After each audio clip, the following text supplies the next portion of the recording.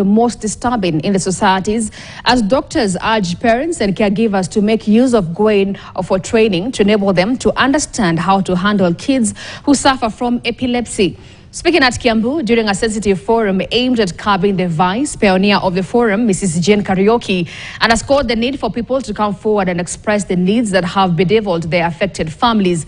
According to Jane Kariuki, founder and councillor of Bansol Epilepsy Foundation, they are enrolling the kids with epilepsy condition in Taifa Care and SHA registration through paying the annual subscription so that they can be treated without any difficulties. Epilepsy is a very manageable condition. You just need to get the correct treatment after getting the correct diagnosis.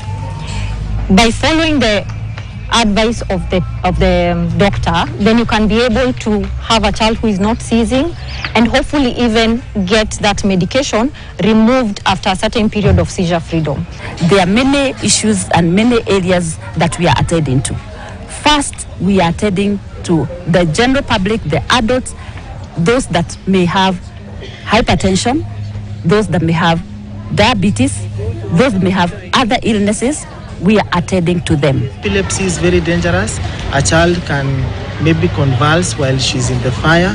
So it is important for caregivers to be sensitized, and as National Council for Persons with Disabilities, we are always doing awareness to ensure that parents and caregivers are able to know what to do in case such an occurrence happens. All right, we take yet another break. When we come